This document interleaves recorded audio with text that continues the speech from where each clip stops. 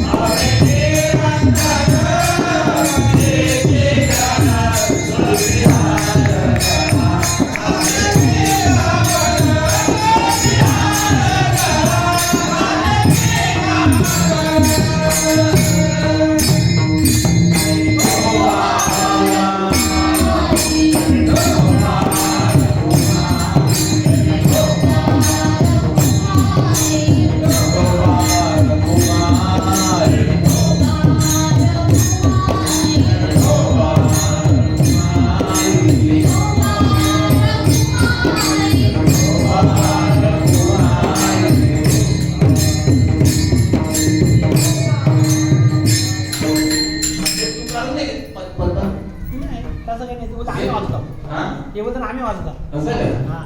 चालेल चालेल. सोडते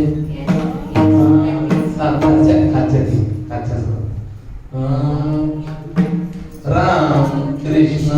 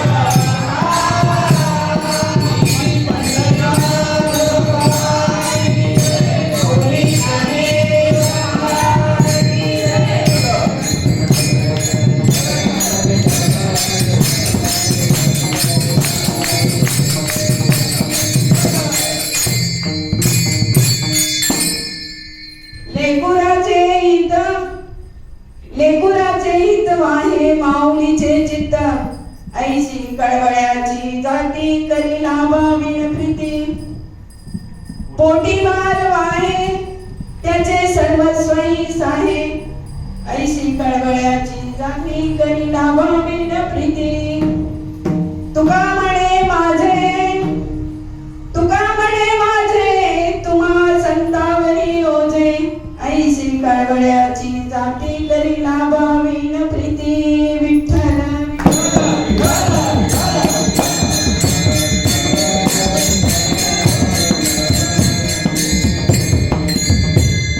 लेकुराचे हित वाणी माऊलीचे चित्त ऐशी कळवळ्याची जाती करी लाभावीन प्रीती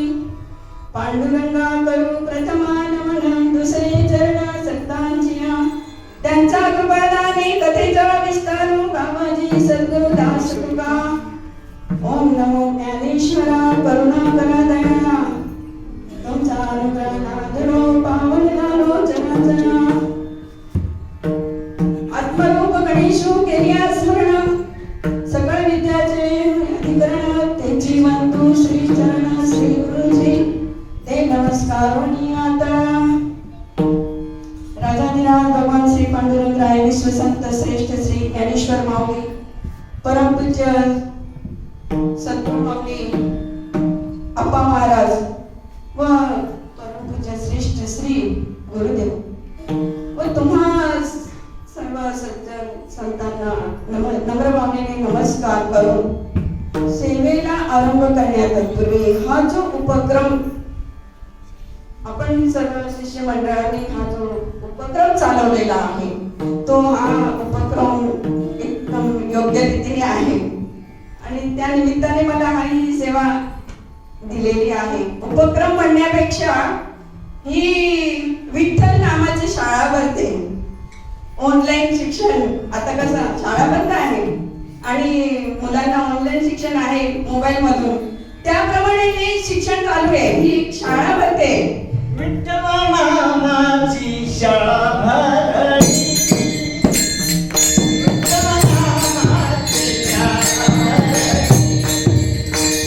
विठ्ठल नामाची शाळा भरली. विठ्ठल नामाची शाळा भरली. शाळेत जाणं भूतकाळ हरली हो. शाळेत जाणं भूतकाळ हरली हो.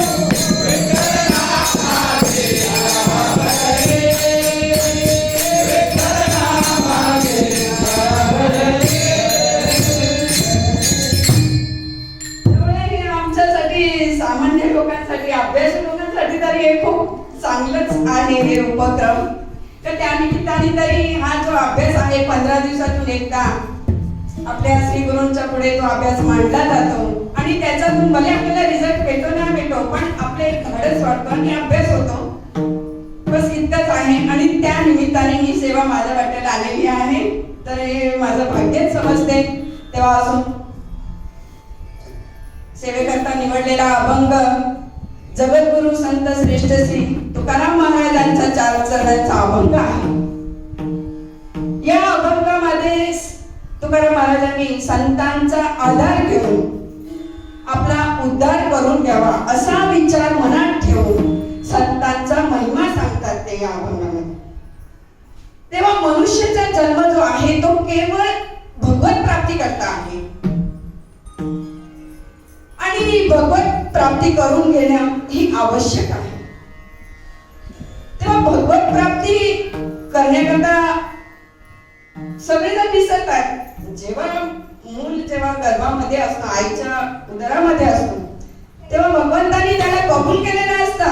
आता तो त्या रक्तपासामध्ये घाणीमध्ये तो राहत असल्यामुळे उकडत असल्यामुळे तर भगवान त्याला जेव्हा बोलतात तर बाबा तू माझी प्राप्ती करून घेशील ना, माझं नामस्मरण करशील ना, तेव्हा त्या त्रासामुळे म्हणा किंवा काय तो हो बोलतो. 2 वेळा विचारतो, 2-3 वेळा विचारून होतं. जेव्हा बाहेर येण्याच्या अगोदर जन्माला येण्या अगोदर हो बोलतो. एकदा का जन्म झाला बाहेर आला आणि परत भगवान परमात्मा विचारतात सांगतात त्याला की बाबा माझी प्राप्ती करून घेशील ना, माझं नामस्मरण करशील ना, तेव्हा तो लगेच बदलतो. केव्हा केव्हा केव्हा म्हणून जेव्हा मूल जेव्हा रडतो ना तेव्हा तो हा शब्द बोलतो तर केव्हा केव्हा मी बोलतो म्हणून लगेच बदलतो आणि तिथपासून तो बदलायला सुरुवात होतो. आणि हे जे परमात्माचे विचार आहेत त्या प्राप्तीचे परमात्म्याच्या प्राप्तीचे विचार सोडून आणि दुसऱ्या प्राप्तीविषयी तो त्या मार्गाला लागतो. संपत्ती कमवण्याच्या, नाव कमवण्याचा, आणखी काही पदवी मिळवण्याचा, कीर्ती मिळवण्याचा प्राप्ती करता तो प्रयत्न करत असतो. पण भगवत प्राप्तीसाठी परमेश्वराच्या प्राप्तीसाठी तो प्रयत्न राहत नाही. तेव्हा तो तिथे विसरून जातो. पण आमची तुकाराम महाराज विचार करतात. ते म्हणतात का भगवत प्राप्ती करून घ्यायची आहे पण कोणत्या साधनेचा अवलंब करावा.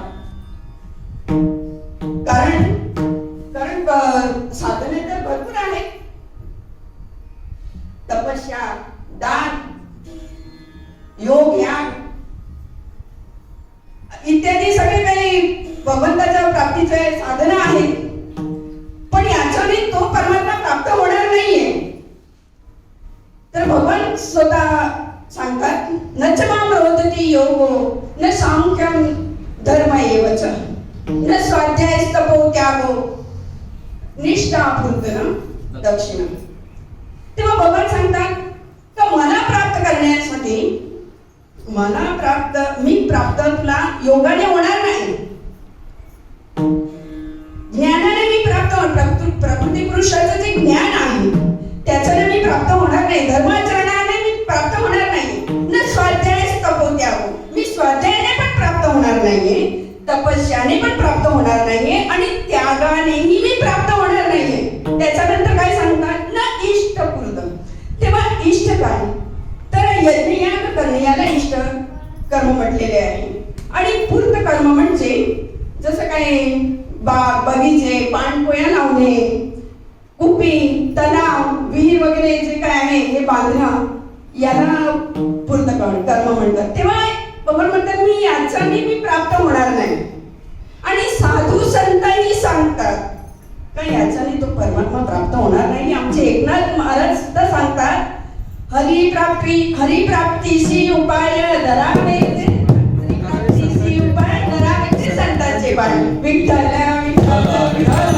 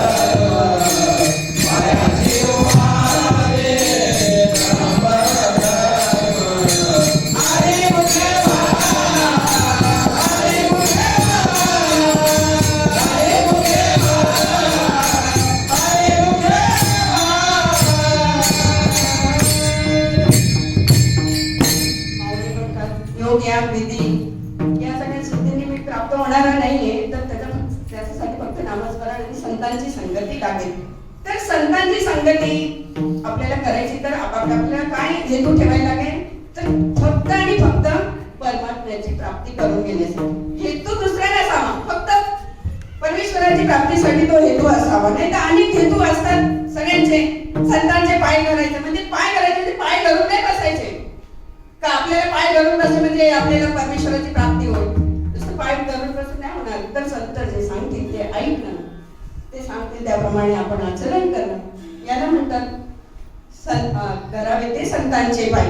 नाही तर आमचे आपले श्री गुरु नेहमी कीर्तनामध्ये एक दृष्टांत देतात मामासाहेब दांडेकरांचा, का एका गुरुकडे एक श्रीमंत मनुष्य आला आणि त्यांना सांगितलं म्हणजे त्या माणसाने माझ्याकडे आज तुम्ही जेवण करायला या. तेव्हा ते श्री गुरु म्हणाले त्याला शिष्याला, हे बघ माझी तब्येत काही ठीक नाहीये, शरीर साथ नाही देत, चालायला वगैरे त्रास होतो, तर हा माझा शिष्य बसलेला आहे, ते शिष्य जो आहे त्याला तुम्ही घेऊन जा.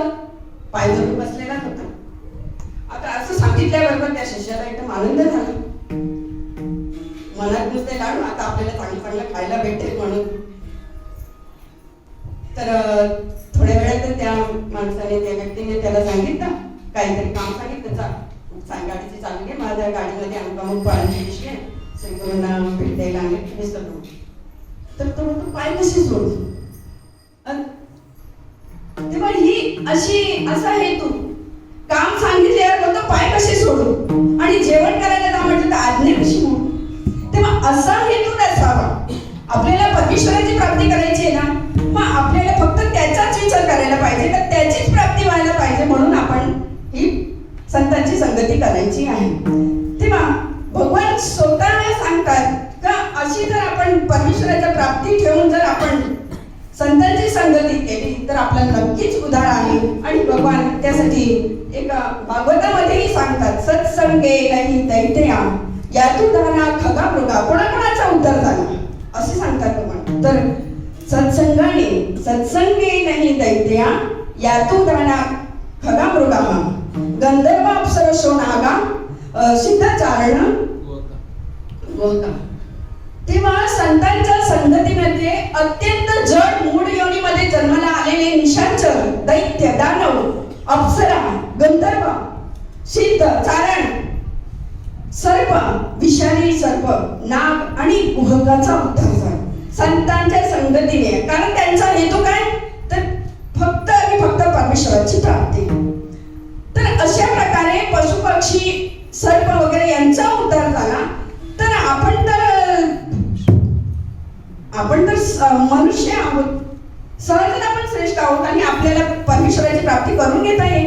संतांच्या संगतीने क्षुद्र, वैश्य, स्त्रिया यांचाही उद्धार झाला आहे.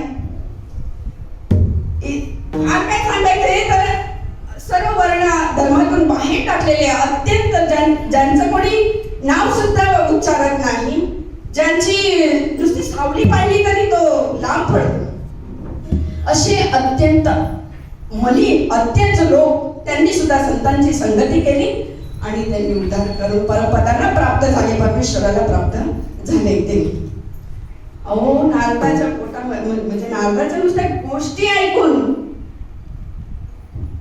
ज्या मातेच्या पोटात गर्भात आमचे भक्त शिरोमणी प्रल्हाद त्यांनी कयारूच्या पोटी जन्म घेतला. विभीषण हा राक्षस कुळातला, शत्रूचा भाऊ विभीषण हा राक्षस कुळातला, पण तो भगवंताला अनन्य भावाने शरण आला आणि त्यामुळे तो माझा जीव की प्राण झाला असे भगवान सांगतात. त्याचा उद्धार झाला. गजेंद्राने मोठ्या कळकळीने धावा केला. नगराने त्याला सरोवरामध्ये ग्रासलं होतं आणि सगळे सोडून गेले त्याला सरोवरामध्ये. एकच टाकून गेले घरातले सगळे कुटुंबीय, पण त्यांनी सुद्धा उद्धार करून घेतला. इतकी मोठी कीर्ती संतांची आहे, इतकं महत्व आहे संतांच्या संगतीमध्ये. विठ्ठल विठ्ठल विठ्ठल.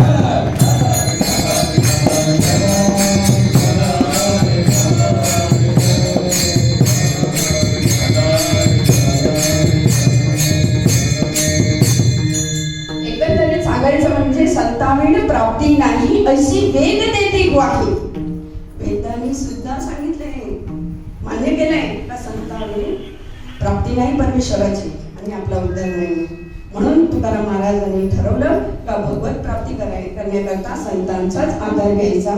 कारण का ते मातेच्या जिव्हाळ्याने साधकाचा सांभाळ करत असतात. जशी वात्सल्यमयी माता आहे आपल्या बाळाची, आपल्या लेकराची ती रात्रंदिवस चिंता वाहते, त्याप्रमाणे हे संत जगाच्या उद्धारासाठी अवतार घेत असतात. म्हणून तुकाराम महाराज म्हणतात, जगाच्या कल्याणा संतांचा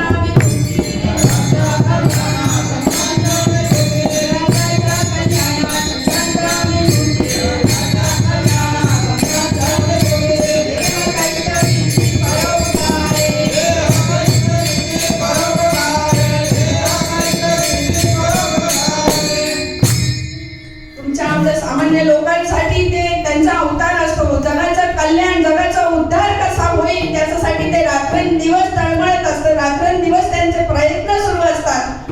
एका हा दृष्टांत देऊ, माऊलीची ओवी सांगू का नामदेव महाराजांचं प्रमाण सांगू. योगी आ गई दी नोहे एणे नोहे सिद्धी असे सांगतात माऊलीने, असे सांगितले. त्याच्यानंतर नाटाचा भंग घेतील नामदेव महाराज असे, उठा जागे वारे आता,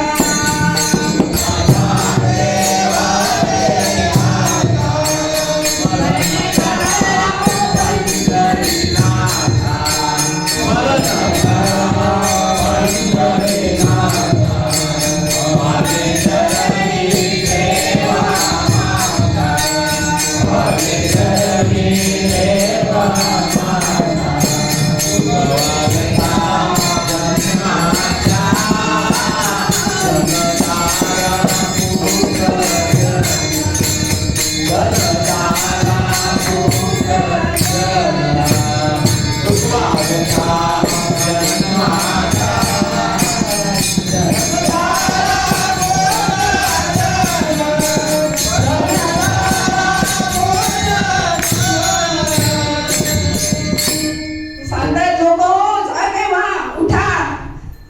पंढरीनाथाचं स्मरण करा, असे ते अनेक दृष्टांत देऊन, अनेक प्रमाण देऊन, अनेक माऊलीचे ओव्या घेऊन ते आपल्या सारख्या सगळ्या सामान्य लोकांना परोपरीने ते सांगत असतात. आणि रात्रंदिवस त्यांचा प्रयत्न सुरू असतो, अभ्यास करून, डोळ्यांच्या वाती करून ते समाजापुढे आपले विचार मांडत असतात.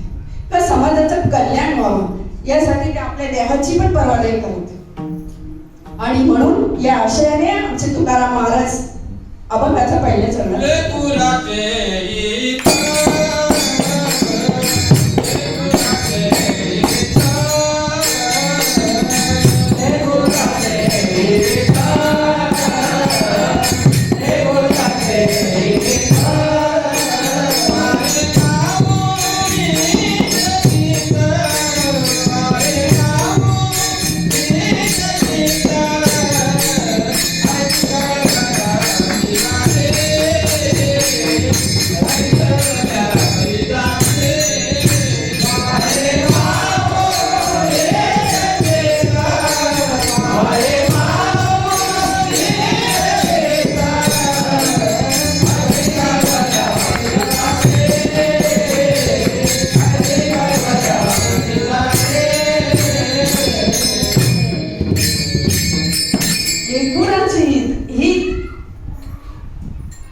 हित कशात आहे, हित त्यांनाच माहिती आहे. आपल्या मुलाची चिंता त्यांना असते, त्यामुळे रात्रंदिवस ते तळमळत असतात का आपल्या मुलांचे कल्याण कसे होईल. आणि म्हणून तुकाराम महाराजांनी संतांची तुलना मातेशी केलेली आहे. आपल्याला जन्म देणारी जी आई आहे ती लौकिक माता आहे. तर या लौकिक मातेला, ही लौकिक माता जी आहे ती जन्म मरणाच्या फेऱ्यातून चुकवू नाही शकत. आणि जी आपलं हित चालते, हिताचा विचार करते, ही एक संत माऊली जी आहे ती अलौकिक माता आहे. लौकिक माताजवळ कळवळा आहे पण हिताचे ज्ञान नाही. ज्याप्रमाणे डॉक्टरांकडे आपण गेलो तर डॉक्टराला आजार घालवण्याचं ज्ञान आहे पण कळवळा नाही त्याच्याजवळ. पण ही जी संत माऊली आहे, ही अलौकिक माता जी आहे ना, हिच्याजवळ कळवळा पण आहे आणि ज्ञानही आहे. जन्मत देणारी जी माता आहे ही आपल्या लेकरासाठी प्राण देऊ शकते पण उद्धार नाही करू शकत, उद्धार नाही करणार. अशी एक जन्म देणाऱ्या मातेची एक उदाहरण आहे. तर त्या मातेला एकुलता एक मुलगा,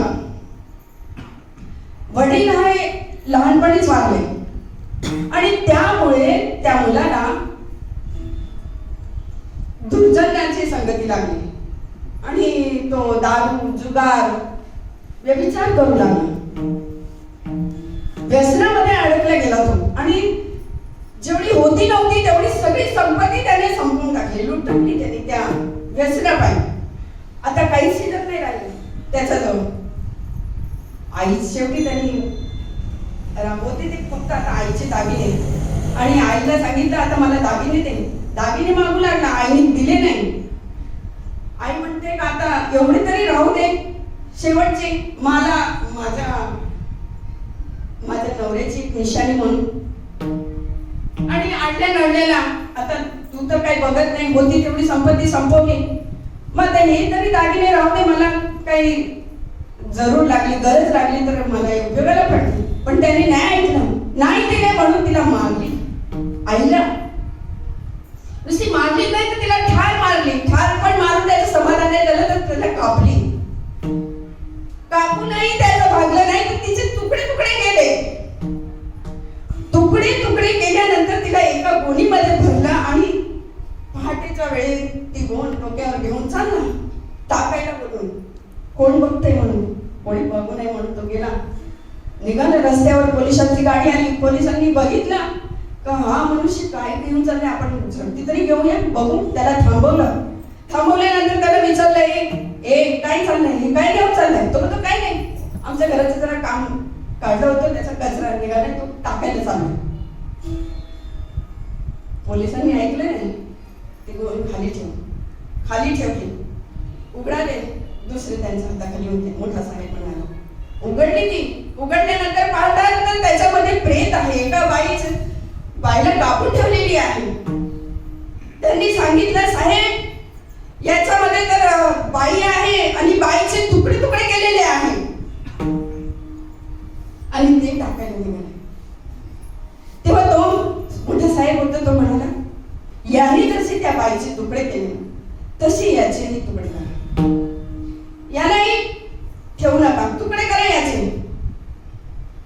आणि योगायोगाने असं झालं का ते जो प्रेत होता, तुकडे तुकडे केले होते, त्याचं डोकं धडावर आलं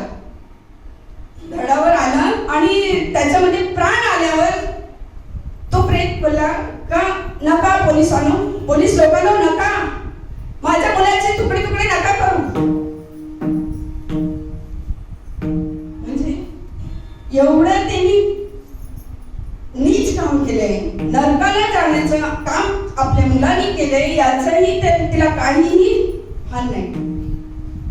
आणि तरी सुद्धा ती बोलते का नका, त्याचे तुकडे नका करू.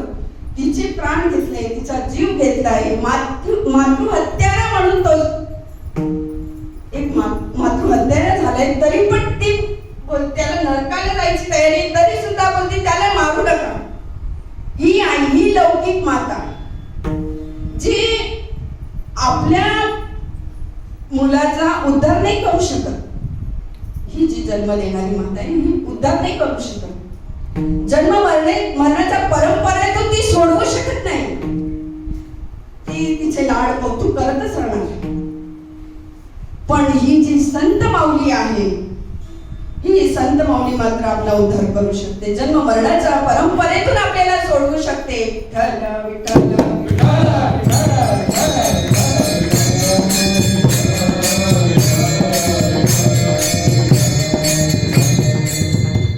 तेव्हा आमचे मदरसा म्हणून एक जगामध्ये, इतिहासामध्ये आई झाले, होऊन गेले.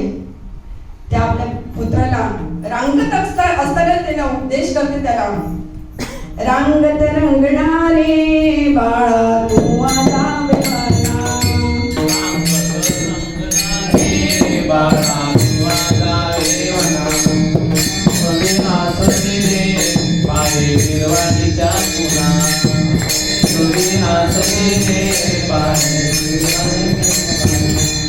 तेव्हा ती बाळाला उपदेश करते रांगत असतानाच. जोपर्यंत मन आलं नाहीये, विषयामध्ये मनामध्ये विषय ठसले गेले नाहीये संसाराचे, म्हणजे या विषयाचे, म्हणजे सगळे आपण जे काही गाडी बंगला घोडे जे आहे, हे विषय त्याच्या मनामध्ये आले नाही ना, तोपर्यंत ती आपल्या बाळाला सांगते का तू वनामध्ये जा, जंगलामध्ये जा. म्हणजे काय, तर तू परमार्थाच्या मार्गाला लाग, परमार्थाला लाग तू, असे सांगते.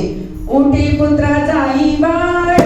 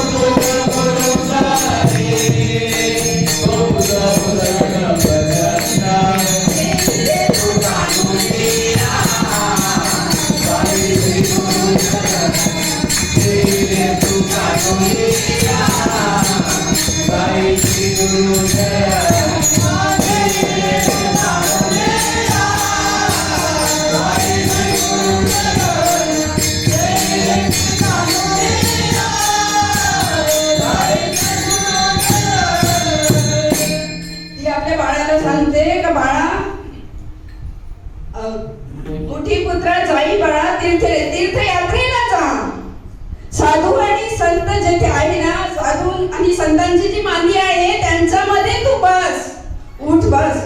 आणि त्यांच्यामध्ये जो आत्मज्ञानी आहे, आत्मज्ञान प्रगट झालेले असे जे संत आहेत, जे काही संसाराचे विषय त्यांच्या जवळ नाहीये, केवळ परमार्थाचे विचार जे सांगणारे आहे, असे जे संत आहेत त्यांना तू श्री गुरुनाथ, तू त्या श्री गुरु कर, त्यांना शरण जा असे सांगतात, सांगते ती माऊली. आणि आपलं तर उलटच आहे. आपण आपल्या मुलांना सांगतो, नाही बाळा जाऊ दे, तू मोबाईल हातात देतात आणि सांगतात जाऊ दे, बघचूक असतो ना, बॅटरी संपेपर्यंत बघतो तो मोबाईल, इतकं हुशार ना तो, सगळं त्याला कळतं त्याच्यातलं. अशी आपण उलट शिक्षा देतो.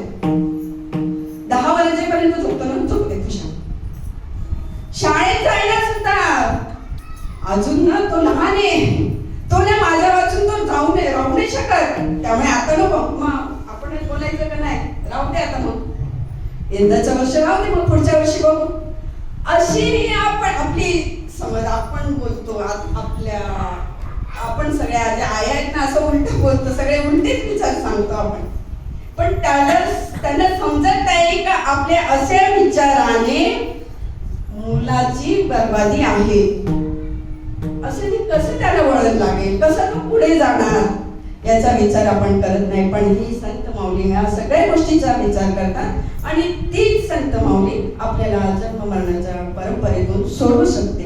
जे हिताहित जाणते आणि कणवा घेते, कुसोनी शिणवालती देती सुख, हित काय आणि अहित काय हे योग्य रीतीने जे जाणतात, ज्यांना त्यांची हानी जी करुणा येते, त्यांना त्यांची विचारपूस करतात, त्यांचं समाधान करून, त्यांचं दुःख नाहीसे करून सुख देतात, असे आत्मज्ञान प्राप्त झालेले असे जे कोणी संत आहेत तेच या जन्म मरणाच्या परंपरेतून सोडवू शकतात.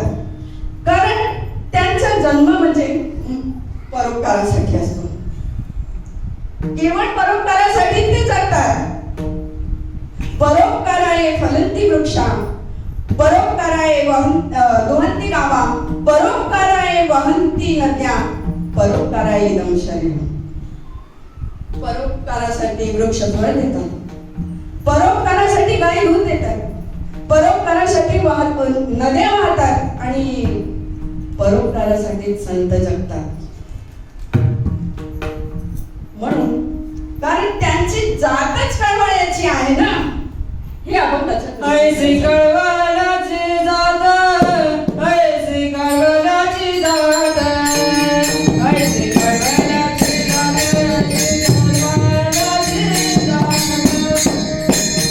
ऐसी कळवळाची जात,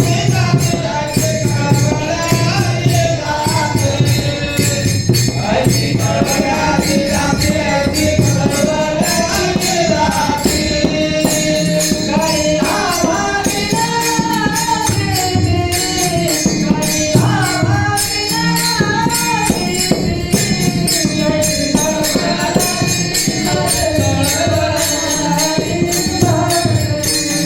ऐसी कळवळाची जात. काही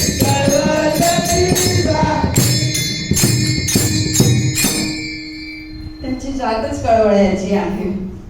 रात्रंदिवस समाजासाठी ते झटत असतात, तळमळ करत असतात. दुःखी जीवांना पाहून त्यांच्या अंतःकरणात कळवळा येतो. कसं माझ्या लेकरांचं कल्याण होणार, कसं माझ्या लेकरांचा उद्धार होणार. व्यवहारामध्ये 4 प्रकारची माणसं आपल्याला पाहायला मिळते. एक वर्ग असा आहे केवळ स्वार्थ, दुसरा नाही स्वार्थ नाही परार्थ, तिसरा कोणता तर काही स्वार्थ काही परार्थ आणि चौथा परार्थ. तर केवळ स्वार्थ, आपल्या अल्पशा सुखासाठी दुसऱ्याची सर्वस्व हानी झाली तरी चालेल, त्याचं काही सुद्धा वाटत नाही त्याला. एका ठिकाणी एक सभा भरली होती आणि त्या सभेमध्ये विडीचा तलपी मनुष्य बसला होता. आता त्या सभेमध्ये त्याला आली विडीची तलप. विडीची तलप आल्यामुळे त्यांनी इकडे तिकडे बघितलं आणि खिशात हात टाकला, विडी काढली, माचीस घेतली, काडी ओढली, विडी पेटवली. तर शेजारी एक दाढीवाला मनुष्य बसला होता.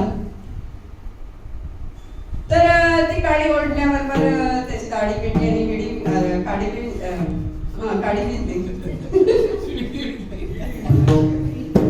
नाही ना, काडी घेतली ना, दाढी पेटली त्याची. हा. तर त्याची गंमत बघा, हिंमत किती त्याची दाढी पेटली, त्यालाच विडी लावली, आपली दाढी पेटली, आपली विडी पेटवून दिली. म्हणजे किती हिंमत आहे त्याची दाढी पेटली तरी चालेल, पण माझी विडी तर माझी तलप तर जाईल ना.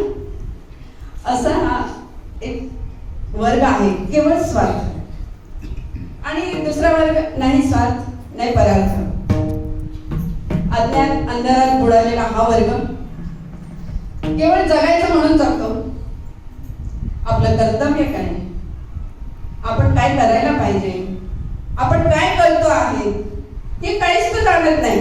याला म्हणतात ना स्वार्थ ना परार्थ. तिसरा वर्ग काही स्वार्थ काही परार्थ. आपलं कुटुंब सांभाळणे, त्याच्यानंतर फार थोडं दुसऱ्याला सुख होईल म्हणून दान करणं, कोणी रोगी पीडित असेल त्याची सेवा करणं, आणि दुष्काळ काळामध्ये पिडलेले कोणी असेल त्यांना अन्नदान करणं, हा तिसरा वर्ग. त्याच्यानंतर केवळ परार्थ. पण परार्थ म्हणजे दुसऱ्याच्या सुखासाठी, हा झाला परार्थ. त्याच्यानंतर दोन वर्ग आहे याचाही पुढे. तर दुसऱ्याच्या दुःखासाठी, दुसऱ्याचं वाटोळ होण्यासाठी, दुसऱ्याचा खात्मा होण्यासाठी, दुसऱ्याचं वाईट होण्यासाठी तो प्रयत्नशील राहतो. आपला प्राण गेला तरी चालेल, पण त्याचं वाटोळ झालं पाहिजे. माशी आपण पेटी गिळली परी पुढीला ते वाती शिवे, ज्ञानेश्वर महाराजांनी दृष्टांत फार सुंदर दिलेला आहे. ऐसे कश्मल आडवी आचरणची. माशी असते, एक मनुष्य जेवायला बसला, त्याचा सारखी ताटाभोवती फिरत होती.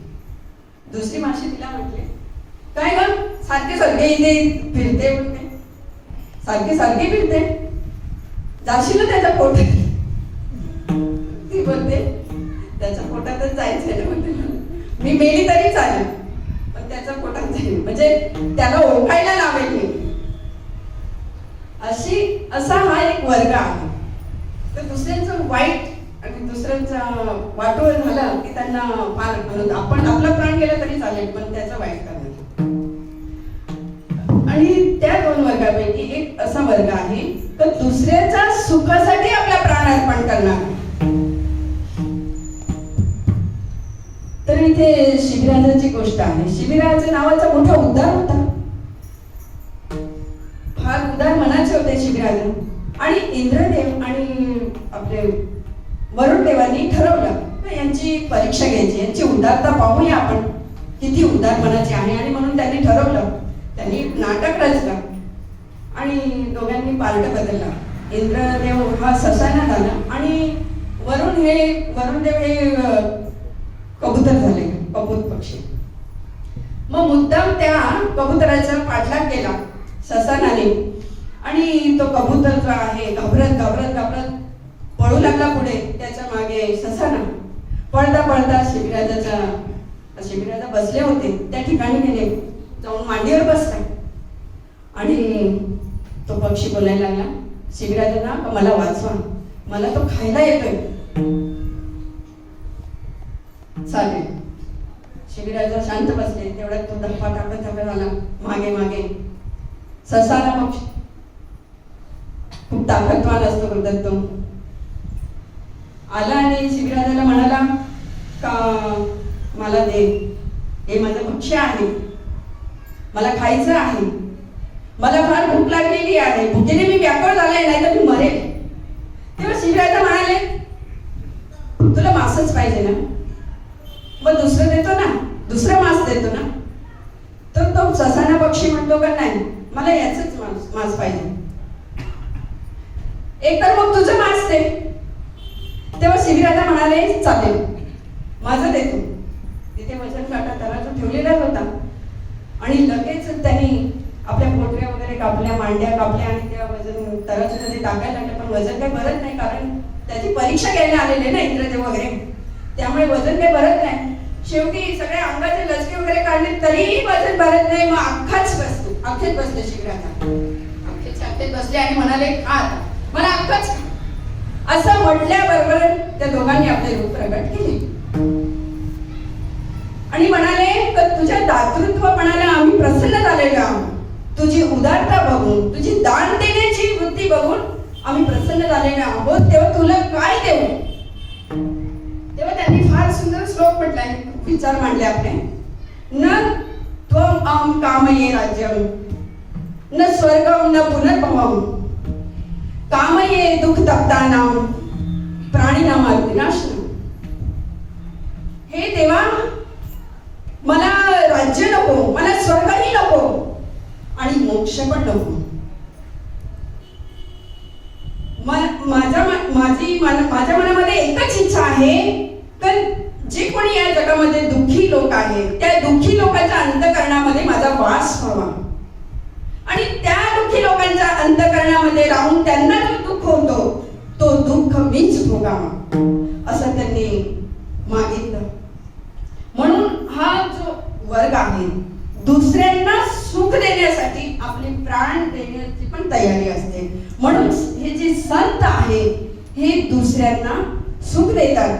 ज्याप्रमाणे आपली पोटी जन्मलेल्या बाळाची चिंता, आपली सर्वस्व चिंता ती सर्वस्व सहन करते ती आपल्या बाळाचं, त्याप्रमाणे ही जी संत माऊली आहे ती दुसऱ्यांच्या सुखासाठी सर्वस्व सहन करत असते. असे हे अभंगाच्या तिसऱ्या चरणात. पोटी भारवाए, पोटी भारवाए,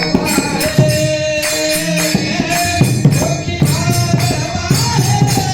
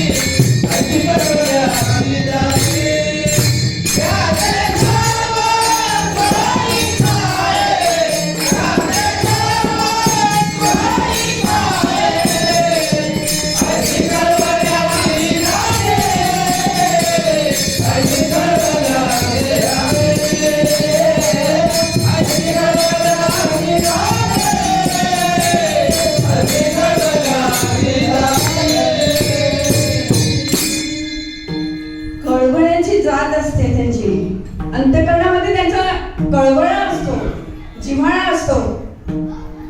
जशी आई आपल्या बाळाचं सगळं सहन करते ना, ती काहीच उणी ठेवत नाही आणि ते करण्याकरता तिला काहीही त्रास होत नाही. एक श्रीमंताचा मुलगा, पैशावाला, संपत्ती वगैरे, ऐश्वर्य, संपत्ती सगळं काही त्याच्या जवळ होता.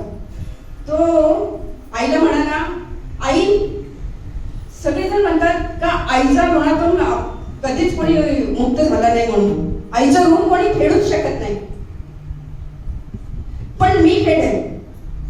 आई, मी तुझ्या ऋणातून मुक्त होईल, तुझं ऋण मी फेडेन. आई म्हणाले काय गरज आहे, नाही होऊ शकत, ते फेडण्याची पण काही जरूर नाहीये. नाही म्हणतो मी, आईचं ऋणातून मुक्त होऊ शकत नाही, आईचं ऋण फेडू शकत नाही म्हणून, पण मी फेडून दाखवतो. असं ते 3-4 वेळा बोलला. तेव्हा आई म्हणाली, चालेल, तुला आईच्या ऋणातून मुक्त व्हायचंय ना, आईचं ऋण फेडायचंय ना, चालेल, मग मी सांगते तसं कर. तर तो म्हणाला, नाही, बस काय नाही, जास्त काहीच करायचं नाही, फक्त एक रात्र तू माझ्या जवळ झोप, एकच रात्र माझ्या जवळ झोप. तर मुलगा म्हणाला, चालेल, एक रात्र तर झोपायचं, त्याच्यात काय म्हणते. आणि तो झोपला, मस्त अंथरूण वगैरे टाकला आणि झोपला. आईचा शेजारी झोपला बेडवर. झोपल्यानंतर रात्रीच्या सुमारास 11-12च्या सुमारास आईने त्याला असं ढकललं, म्हणजे उठवलं, म्हणजे हलवलं त्याला, उठ म्हणून. आणि उठला तो मुलगा, उठला. मला ना पाणी प्यायचं आहे, माझा घसा कोरडा पडतोय, मला पाणी आणून दे. आणि त्याप्रमाणे तो मुलगा पण उठला, गेला पाणी आणायला. पाणी आणलं, आई ते पाणी प्यायला आणि त्याच्या शेजारी तो ग्लास ठेवला आणि जरासा धक्का लावला तर पाणी सांडला त्याचा अंथरुणावर. आणि परत थोड्या वेळाने त्यांना झोप लागली, शांत. त्या मुलाला शांत झोप लागली, शांत झोपला आणि तेवढ्यात परत आईने त्याला उठवलं आणि परत पुन्हा सांगितलं की मला तहान लागली, माझा घसा कोरडा पडतोय, मला पाणी आणून दे. आणि तो मुलगा त्याप्रमाणे तो उठला पुन्हा. त्याला राग आला थोडा, पण आता करणं काय, आईच्या ऋणातून मोकळं व्हायचंय ना, आईचं ऋण फेडायचंय. आणि तो उठला आणि पाणी वगैरे आणून दिलं, प्यायली आई पाणी. आणि पुन्हा तो ग्लास तिथे ठेवला. तो जरा झोपला नाही का, तो कलडला, पुन्हा अंथरूण ओलं झालं. असं तिने 4-5 वेळा केलं. तेव्हा शेवटी त्याला राग आला आणि तो आईला म्हणतो, का आई अशी का करते, का मला छळते, का मला त्रास देते, तू सारखी पाणी आणायला लावते, पाणी पिते आणि माझं अंथरूण ओलं करते आणि मला ओल्या अंथरुणावर झोपवते, का असं करते तू. तेव्हा ती आई शांत चित्ताने म्हणते, का बाळा, तू जेव्हा लहान होता ना, 4-5 वर्ष मी तुझ्यासाठी हेच केलं. तू 4-5 वर्षाचा होईपर्यंत अंथरूण भिजवत होता आणि तू भिजवलेल्या जागेवर मी झोपत होती आणि तुला कोरड्या जागेवर झोपवत होती. तेव्हा मला त्याचा कंटाळा नाही आला रे बाळा, असं ती आई म्हणाली. तेव्हा त्यांनी आपली चूक मान्य केली. काय, मी चुकलो, मला माफ कर. खरोखर लोक म्हणतात का आईच्या ऋणातून मुक्त होऊ शकत नाही, आईचं ऋण फेडू शकत नाही. हे बरोबर आहे, आज मला कळलं. माऊलीने फार सुंदर दृष्टांत दिला आहे इथे. अंगा जीवाची संपत्ती वेचून ही बाळाची करी पाळती, परी जीवे उबगणे ही स्थिती न पाहे मान. माऊली काय म्हणते, माता ही आपल्या बाळाला जन्म देते, आपल्या रक्त मांस जीवाची सगळी राखरांगोळी करून त्या बाळाला जन्म देते, पण त्या बाळाविषयी तिच्या मनामध्ये प्रेम कमी होत नाही, त्या बाळाच्या विषयी तिला उभं येत नाही, कंटाळा येत नाही.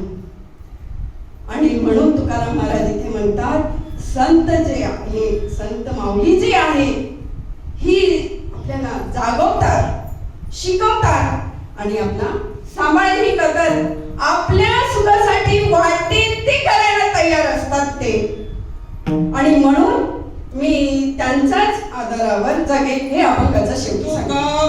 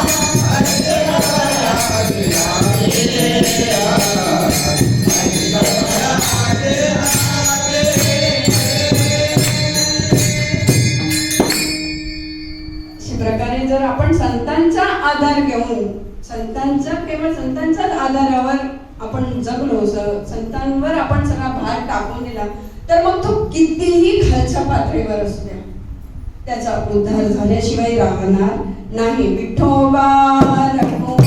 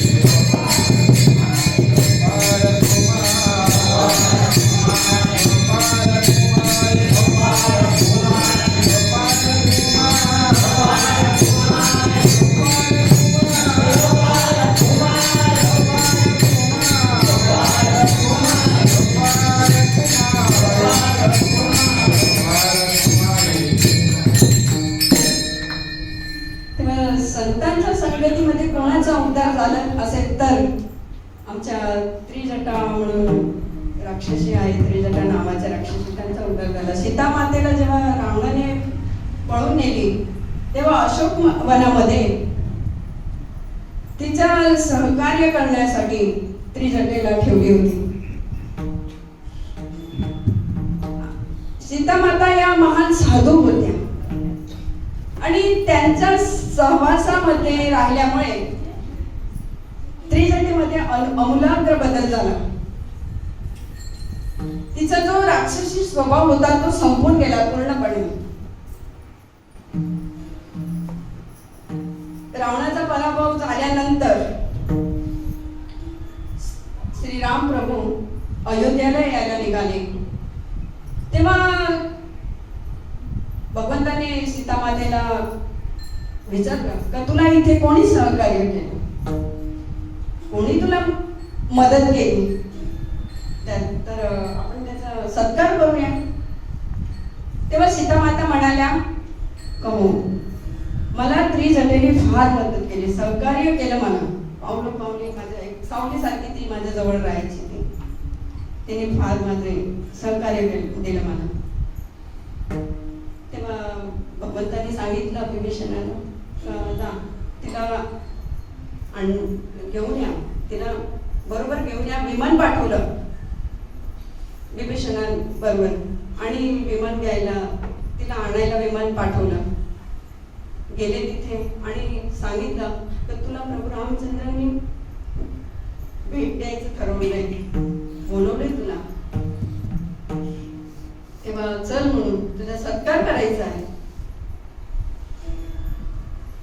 चालत निघाली होती तर आमचे विभीषण म्हणाले का नाही चालत नाही, तुला विमान पाठवले देवाने, प्रभू रामचंद्राने. तेव्हा त्यांनी छान उत्तर दिलं, माझ्या गुरु सीता सती विमानानं तलीची सर्वार्थी. माझ्या गुरु सीता सती एक महान आहे, महान साधू आहे, जगत जननी आहे, तर त्या आपल्या देवाला प्राणपतीला भेटण्याकरता ते चालत निघाल्या, चालत आल्या त्या. आणि मी कुठे एक दासी राक्षसी, मी का विमानात बसू? मी नाही, मी पण चालत जाणार. आणि भेटावया रघुपती, गेली चालत निज चरणी. चालत निघाल्या त्या पण. तिथे पोचल्यानंतर सीता माता आणि प्रभू रामचंद्रांना एकत्र पाहून त्रिजटीला फारच आनंद झाला. प्रभू रामचंद्रांनी त्रिजटीला पाहिल्याबरोबर आलिंगन दिलं, भेट दिली आणि म्हणाले का त्रिजटा, मी काय देऊ तुला? तेव्हा त्रिजटा गदगद होऊन म्हणाल्या का देह पाहता राक्षसी, मनुष्य खाद्य आम्हासी, भेटी होता जानकीशी, निज कर्माशी विसरली. आम्ही राक्षसी महिला, मनुष्याचं रक्त पिणारे आम्ही,